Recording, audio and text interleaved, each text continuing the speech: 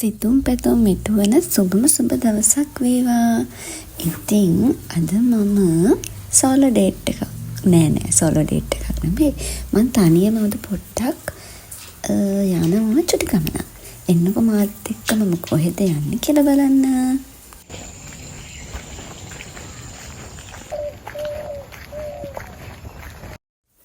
Pearl බේ යන්නේ කියලා හිතුවනේ.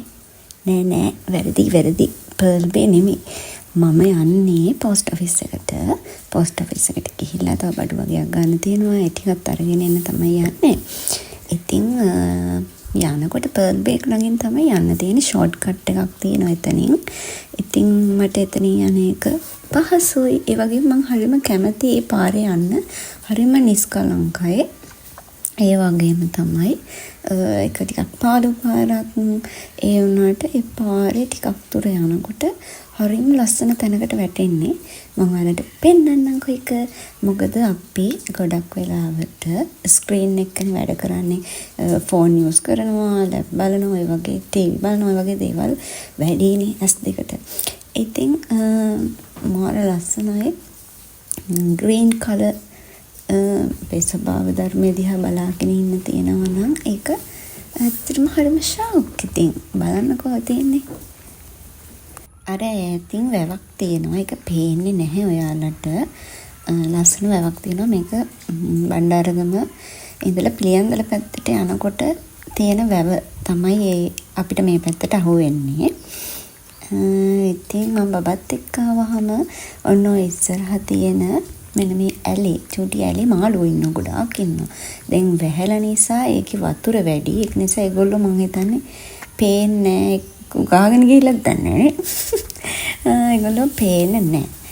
ඉතින් මේ ලස්සන තාරකා මල් පිපිලා තියෙනවා. අනිත් එක මෙතන සමහර දවසට එක කුරුළු జాතිත් ඉන්නවා. අද මේ වහින්න වගේ නිසා වෙන්නේ නැති ඒගොල්ලෝ නැහැ. ටිකක් ඉස්සරහට යනකොට තියෙන රබර් වත්තක් හරිම ලස්සනයි. ඉතින් මෙහෙම මේ පාළුයි වගේ පෙන්වන්නට පාළුයි තමයි මිනිස්සු නම් පේන්නේ නැහැ. හැබැයි මෙන්න මේ හරියේ වම් පැත්තට වෙන්න ගෙදරක් තියෙනවා. ඒ ගෙදර නම් 100 කෙනෙක් ඉන්නවා. යනකොට ඉන්නවා 100 කෙනෙක්. ඉතින් ඒ 100 තමයි ගොඩක් වෙලාවට ඉන්නේ. ඔය ඉස්සරහට යනකොට තව ගෙවල් ටිකක් එන තියෙනවා. ඒ වුණාට වැඩි මිනිස්සු පාරේ නැහැ. වාහනේ ඉඳලා හිටලා බයික් 3 wheel වගේ යනවා. නැත්තේ නැහැ. ඒ වුණාට ගොඩක් වෙලාවට මේ වගේ ටයිම් එකකට එළියට ගියාම හරිම පාළුයි. හරිම නිස්කලංකයි. හොඳට හංකන් දෙගෙන ගියොත් සත්තුන්ගේ සද්ද එහෙම ඇහෙනවා. කුරුළු කෑ ගහනවා එහෙම. ඔන්න මං ඉතින් බස් හෝල්ඩ් එකට ආවා. බස් එකක් එනකන් හිටියා. ඉතින් එකපාරටම හැබැයි අඳුරු කරලා තිබුණේ වහින්න ගත්තා. මේ මං ඉන්න තැනට වැඩි වතුර වැටෙන්නේ නැහැ. ලොකු ගහක් තිබුණා. අන්න ඉතින් මම බස් එකේ නැග්ගා. දැන් ඉතින් බස් එකේ යන ගමන් ඉන්නේ පේනවද එළිය වහිනවා හොඳටම.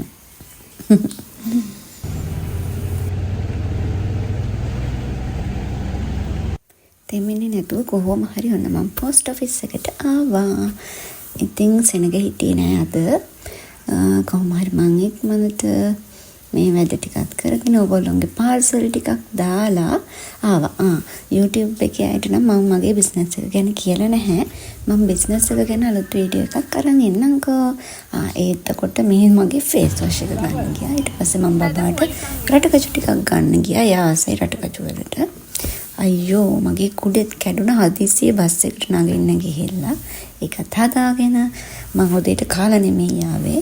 ඉතින් ඒක නිසා මම ගිහිල්ලා ෆිෂ් බන් එකකුයි අයිස් කොෆි එකකුයි අරගෙන ඒකත් කාලා බීලා චුට්ටක් පාර දිහා බලාගෙන ඉඳලා ඉතින් කන ගමන් හොඳේ. ඊට පස්සේ මම ඉතින් මට අද හරිම පාළුයි. දවසම මම ගෙදර එන ගම්ම අම්මතක නෝනු කෙනෙක් හිතේ හිටියා.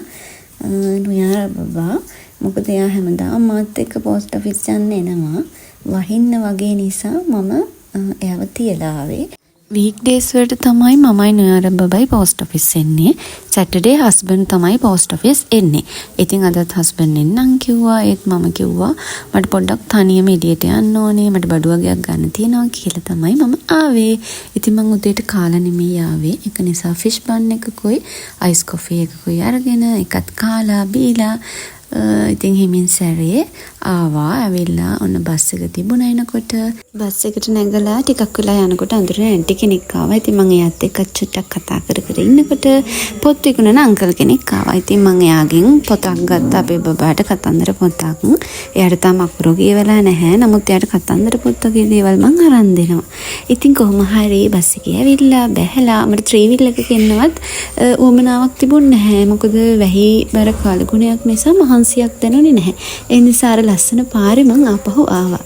සෝලෝ ඩේට් එකක් වගේ යන්න මම ආසයි. නමුත් මට බබා චූටි නිසා යන්න විදියක් නැහැ. ඉතින් අලුත් වීඩියෝ එකක් අරගෙන ආයෙම එනකන් පරිස්සමින් සතුටින් ඉන්න.